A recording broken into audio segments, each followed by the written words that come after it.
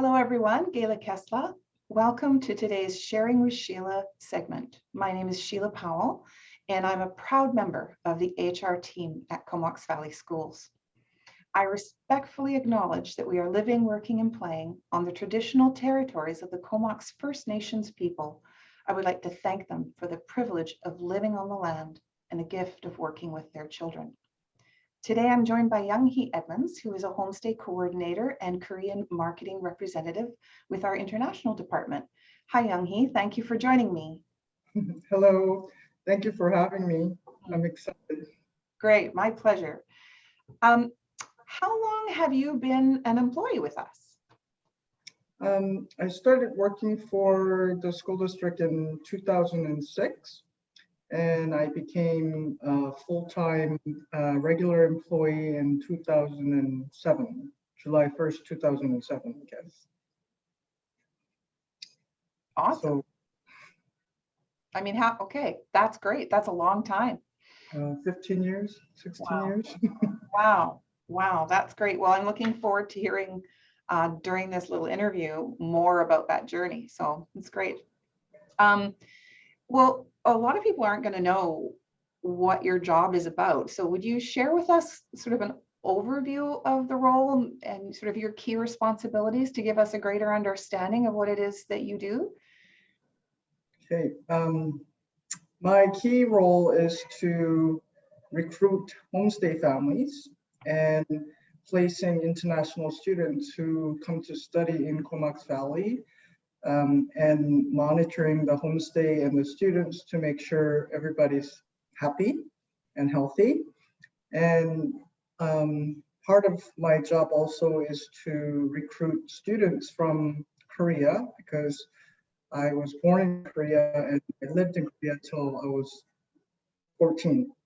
So there are many different jobs that I have, but its primary role is to make sure that students are happy and safe and homestay families are supported here. Awesome. What is the most fulfilling part of your work? Seeing the homestay families and students develop this beautiful relationship. The students return home after graduation or after their time here for 5 months or 10 months or 1 year. They still keep in touch and visit each other before COVID. And students coming here to graduate from our high schools and go off to post-secondary and becoming a beautiful, smart, and a good citizen for the world, not just Canada, but their home country too.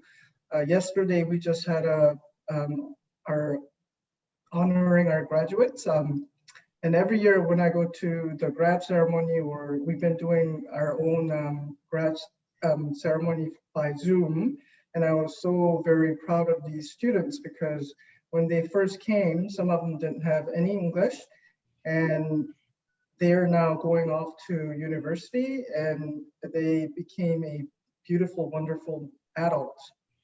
So that's very, very rewarding and fulfilling. And something that you can be incredibly proud of, Youn Hee. Yes, thank you. So the opposite question then is, what do you find the most challenging? There's two challenging parts. I always say I don't have enough homestays. So finding homestays for students who are coming to study here, that's first part. And the second part is making sure that everyone is happy. I know it's hard, but trying to make sure the students are happy in their homestay and the homestays are happy with their students. And if there's a conflict, I have to be the middle person trying to help the students and then trying to help the homestay. And that can be challenging at times, but usually we have wonderful host families, so I'm able to work with them and get the problem solved. But right now, because we're approaching end of school year and September is coming, I think my bigger challenge is actually looking for homestays. And I guess that's been even more difficult in light of COVID-19, has it? Yes, it has been. A lot of our students deferred. They were supposed to come, but they couldn't come last September. So, but then their visa restriction got lifted in October last year. So a lot of them could come in January to start school.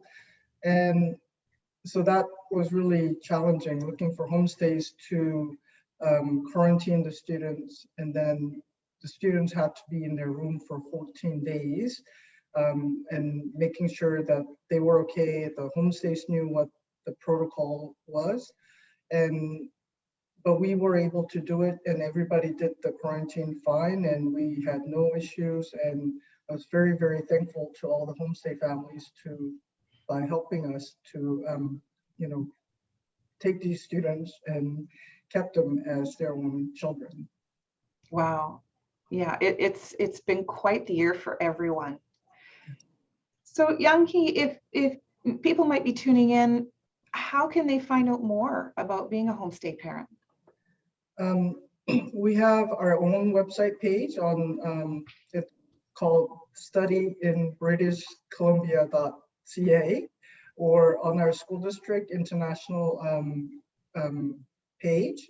There is homestay section where you can get more information, and you can read about question and answers and application form. All the information's on our website, but you could also give us a call at 250-703-2904. That's our office number. And you could also email me or my colleague Amy, and our contact information is on the website as well. Wonderful, wonderful. Thank you.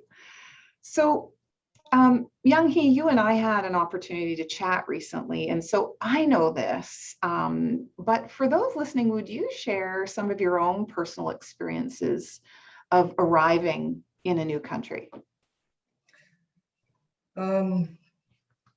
I left Korea when I was 14, and I went to live in Savannah, Georgia in US.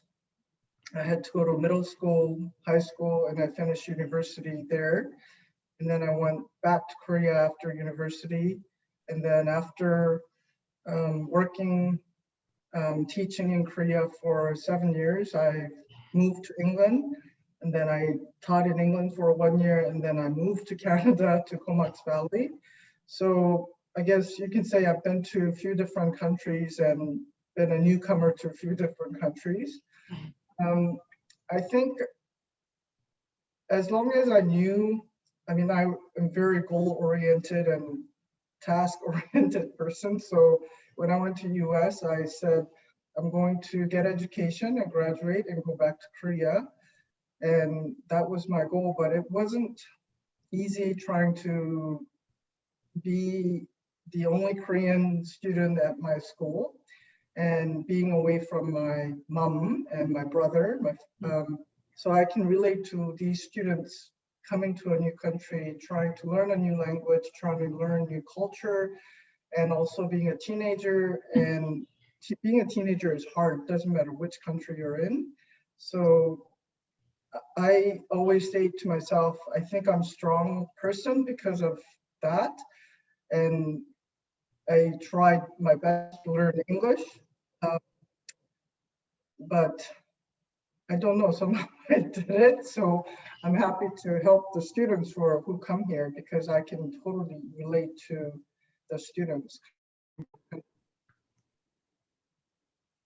Yeah, what a remarkable story. You know, and as a wrap up, I'd like to thank you.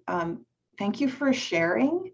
Thank you for being willing to tell us about your unique journey, and which thankfully brought you to Canada and eventually to Comox Valley and to Comox Valley School District. And now I understand how uniquely qualified you are to support students and parents, because you've truly, truly walked a day in their shoes. We are truly thankful that you chose School District 71. So thank you, Youn Hee, so much for sharing today. Thank you to everyone who has tuned in. Until next time, be calm, be kind, and be safe.